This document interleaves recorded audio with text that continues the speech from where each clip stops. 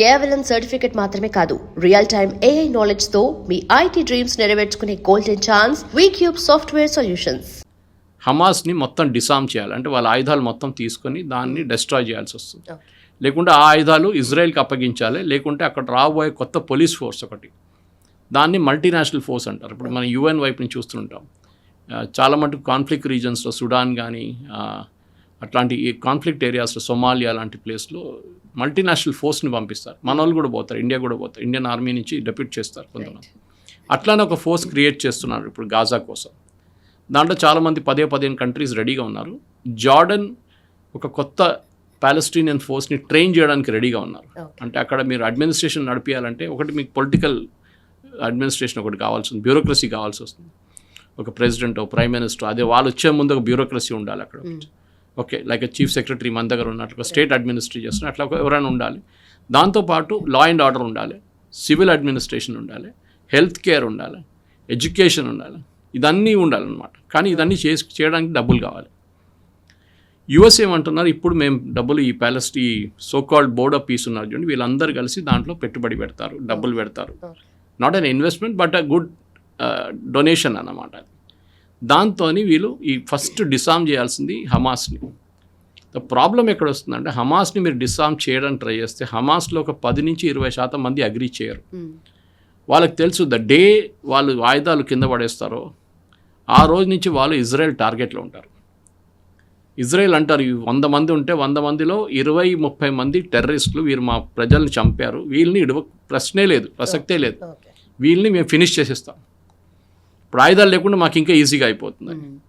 అదొక పెద్ద ఛాలెంజ్గా ఉండబోతుంది. ఎట్లా దీన్ని డిసామ్ చేస్తారు? ఎందుకంటే అటువైపు కూడా ఇదే ఒక అగ్రిమెంట్ చేశారు. యుఎస్లో వాషింగ్టన్లో 2-3 రౌండ్ చర్చలు నడిచిన తర్వాత లెబనాన్ అండ్ ఇజ్రాయెల్ అంగీకరించారు. సో ఇప్పుడు ఇజ్రాయెల్ ఏమంటున్నారంటే, ఈ ఒప్పందం ప్రకారం, లెబనాన్తో చేసిన ఒప్పందం ప్రకారం లెబనీస్ గవర్నమెంట్ ఈ హెజ్బుల్లా దగ్గర ఉన్న ఆయుధాలని వాళ్ళు సరెండర్ చేసి వాళ్ళ దగ్గర నుంచి ఆయుధాలు తీసుకోవాలి. హెజ్బుల్లా అంగీకరించట్లేదు. అట్లీస్ట్ గాజాలు అగ్రీ చేశారు హమాస్, కానీ హెజ్బుల్లా అంటున్నారు we will not do it at all. ఎందుకంటే ఈ ఇరాన్ స్కీమ్ ఆఫ్ థింగ్స్లో యుఎస్ ఏం చేస్తున్నా అంటే చాలా స్మార్ట్ స్ట్రాటజీ వాళ్ళది. ఇరాన్ చేతులు కోసేస్తున్నారు, రైట్ వింగ్ లెఫ్ట్ అంతా కోసేస్తున్నారు వాళ్ళు. ఎందుకంటే ఒకవైపు హెజ్బుల్లా ఉండే, ఒకవైపు హమాస్ ఉండే, ఇంకోవైపు హూతీలు ఉన్నారు. హూతీల్ని సౌదీ అరేబియా చూసుకుంటున్నారు. Saudi Arabia is bombing the Houthis regularly. ఇప్పుడు వాళ్ళ షిప్స్లో ఇవాళ కూడా 5 షిప్లు ఆపారు వాళ్ళు, కానీ ఎక్కువ రోజులు ఉండరు వాళ్ళు. సౌదీ అరేబియా చాలా మటుకు వాళ్ళ దగ్గర ఉన్న ఆయుధాలు అన్నీ వాడుకుంటారు. సో అక్కడ యుఎస్ వెళ్ళారు. ఇక్కడ హెజ్బుల్లాని డిసామ్ చేయడం ఒక పెద్ద ఛాలెంజ్గా మిగిలిపోతుంది. దాంట్లో ఫస్ట్ స్టెప్ గాజాలో హమాస్ని విత్డ్రా చేపించి హమాస్ ఆయుధాలు గుంజుకుంటే హెజ్బుల్లా కూడా ప్రెషర్లో వచ్చేస్తారు. ఎందుకంటే హెజ్బుల్లాకి ఇప్పుడు ఆయుధాలు రావట్లేదు, డబ్బులు రావట్లేదు. సిరియాలో వచ్చిన కొత్త గవర్నమెంట్ వాళ్ళని అక్కడ ఆయుధాలు వెళ్ళడానికి అనుమతించట్లేదు. లేకుంటే ఈజీగా ఇరాన్ నుంచి వచ్చి, ఈజిప్ట్ నుంచి ఇట్ గోస్ టు సిరియా నుంచి ఇక్కడ వెళ్తుండే, హెజ్బుల్లాకి వెళ్తుండే లెబనాన్లో. ఇప్పుడు అది ఆగిపోయింది. Last after Bashar al Assad పడిపోయిన తర్వాత గవర్నమెంట్ ఆ మొత్తం రూట్ ఇప్పుడు సీల్ చేసేసారు. అక్కడ హెజ్బుల్లా సివియర్ ప్రెషర్లో ఉన్నారు. కానీ ఈ 3 ఆర్గనైజేషన్స్ అండ్ టెర్రరిస్ట్ ఆర్గనైజేషన్, ఒకటి హెజ్బుల్లా, హమాస్ అండ్ హూతీలో అందరికైనా సాఫిస్టికేటెడ్ ట్రైనింగ్ చాలా ఎక్కువ ఇచ్చింది హెజ్బుల్లాకి. ఆయుధాలు కూడా వాళ్ళ దగ్గర ఫస్ట్ టాప్ క్లాస్ వెపన్స్ ఇచ్చారు ఇరాన్ వాళ్ళకి. హెజ్బుల్లాకి హమాస్కి అంత ఇవ్వలేదు. హమాస్కి 200-300 కిలోమీటర్ 100 కిలోమీటర్లు ఉన్న మిసైల్స్ ఇచ్చారు.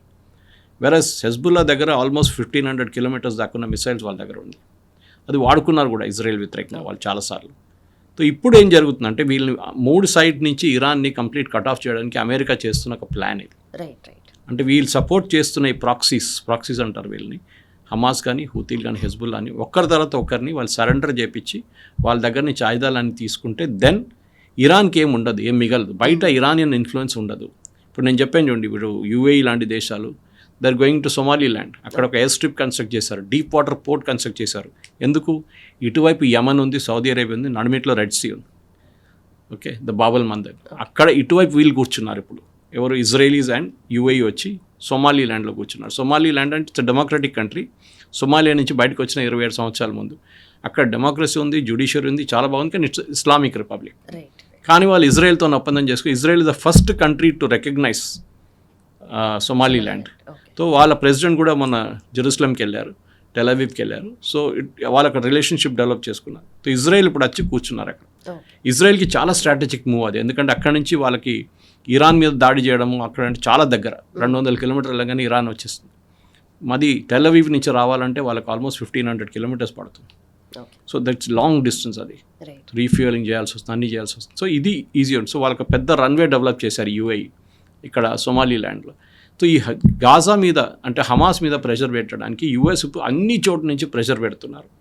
ఓకే, వాళ్ళకి ఫైనాన్షియల్ ఇన్సెంటివ్స్ కూడా బహుశా ఇస్తారేమో, డెఫినెట్గా రీకన్స్ట్రక్షన్ చేసి ఇస్తారు, ఇల్లు కట్టించారు వాళ్ళకు ఉన్న పాపులేషన్కి ఉన్నది. వాళ్ళకి అదే కావాలి ఇప్పుడు, ఎందుకంటే వాళ్ళు they are fed up of the యుద్ధంతో. సేమ్ థింగ్ ఇన్ లెబనన్ కూడా. అక్కడున్న లెబనన్ ఉన్న ప్రజలు కూడా వాళ్ళు అంటున్నారు మాకు యుద్ధంతో సంబంధం లేదు, వీళ్ళెవరో బయట నుంచి వచ్చిన వాళ్ళు ఇక్కడ వచ్చి ఇక్కడ యుద్ధం చేస్తున్నారు. Same with Gaza also. Hamas ఎవరు? Hamas is an outsider. వాళ్ళు ఎందుకు ఇక్కడ వచ్చారు? వాళ్ళు ఇరాన్ షియా బ్యాక్డ్ మిలిషియా వాళ్ళు ఎందుకు మా దగ్గర ఎందుకు వచ్చారు? మేమందరం సున్నీలం. ఇది వీళ్ళ నడిమిట్లోనే గొడవ. So US slowly one by one cut చేసేస్తున్నారు వీళ్ళని. దాంట్లో ఫస్ట్ స్టెప్ హమాస్. బట్ నిజంగానే యూఎస్ అనేది 2 సైడ్స్ ప్రాపర్గా వింటుంది, ఎందుకంటే ఇజ్రాయెల్ని ఆఫ్కోర్స్ స్ట్రాటజిక్ అలైస్గా చూస్తుంది, దాని స్పెషల్ ఇంట్రెస్ట్ దానికి ఉంది. సో ఈ ఓవరాల్ సినారియోలో మళ్ళీ చైనా ఏమన్నా ఆపర్చునిటీస్ కోసం చూస్తుంది అంటారా? చైనాకి దీంట్లో ఛాయిస్ లేదు, ఎందుకంటే చైనాకి జాగ్రఫికల్గా చైనాకి వెస్ట్ ఏషియా చాలా దూరం. ఇరాన్తో వాళ్ళకి సంబంధం ఉంది. ఎస్, ఒకటి ఇరాన్కు కావాల్సిన ఆయుధాల parts especially missiles and drone parts China నుంచి వస్తుండే, ఇప్పుడు ఆగిపోయింది. ఓకే, వాళ్ళకి 2 రూట్స్ ఉండే, ఒకటి షిప్ రూట్ ఒకటి ఉంటుంది, ఇంకోటి తజాకిస్తాన్ నుంచి ఒక రైల్వే లైన్ ఉండే, దాన్ని రీసెంట్లీ యూఎస్ కొట్టేశారు, బాంబ్ చేసేసారు. సో ఆ రూట్ పోయింది ఇప్పుడు. సో ఇరాన్తో సహాయం కోసం చైనా ఎస్, ఎందుకంటే చైనాకు ఆయిల్ కావాలి. వాళ్ళు ఏ దేశంతోనైనా వాళ్ళు రిలేషన్షిప్ డెవలప్ చేసుకుంటే 2-3 ఉంటుంది, ఒకటి రేర్ ఎర్త్స్ ఉంటుంది, ఒకటి ఆయిల్ ఉంటుంది. సో ఈ ఆయిల్ ఉన్న దేశాల దగ్గరే చైనా రిలేషన్షిప్ పెట్టుకుంటారు. ఇప్పుడు మీరు గాజాకి వెళ్తే ఏం ఆయిల్ ఉంది అక్కడ? ఏం లేదు. Okay, that area doesn't have any oil. So అట్లాంటి వాళ్ళు అక్కడికి వెళ్ళారు. చైనా ఎక్కువ, కానీ చైనా ఆఫ్రికాలో చాలా మటుకు ఇన్వెస్ట్ చేశారు. నేను చెప్పిన ఈ జిబూతి కానీ, జిబూతిలో వాళ్ళకి ఒక ఎయిర్ ఫోర్స్ బేస్ ఉంది, చైనాకి నేవల్ బేస్ ఉంది ఒకటి. అక్కడ పక్కన ఎరిట్రియా ఉంది, ఎరిట్రియాలో గొడవ నడుస్తుంది. సుడాన్లో 2-3 గ్రూపులు కొట్టుకుంటున్నారు, దాంట్లో ఒక గ్రూప్ని యుఏఈ సపోర్ట్ చేస్తున్నారు. ఇదన్నీ జియోపాలిటిక్స్, ఎక్స్పాన్షన్ ఆఫ్ జియోపాలిటిక్స్ అనమాట. ఏ దేశం మనకొక్కరికే, భారతదేశానికి ప్రాబ్లీ ఒక ఇట్లాంటి జాగ్రఫికల్ అంబిషన్ లేదు. మేము రేపు వెళ్ళి ఆ దేశాన్ని కాన్కర్ చేసుకుంటాం, ఇంకో దేశాన్ని కాన్కర్ మనం చేయలేదు, ఎప్పుడు హిస్టరీలో కూడా లేదు మనకి. సో అది కాదు గాజాలో జరుగుతుంది. ఇప్పుడు గాజాలో ఏంటంటే ఒక టెర్రరిస్ట్ గ్రూప్ ఉన్నారు, వాళ్ళని ఇజ్రాయెల్ కొట్టి ఆల్మోస్ట్ ఫినిష్ చేసేసారు. ఇప్పుడు వాళ్ళు అంత్యక్రియలు చేయాల్సి వస్తుంది అనమాట, అంతే.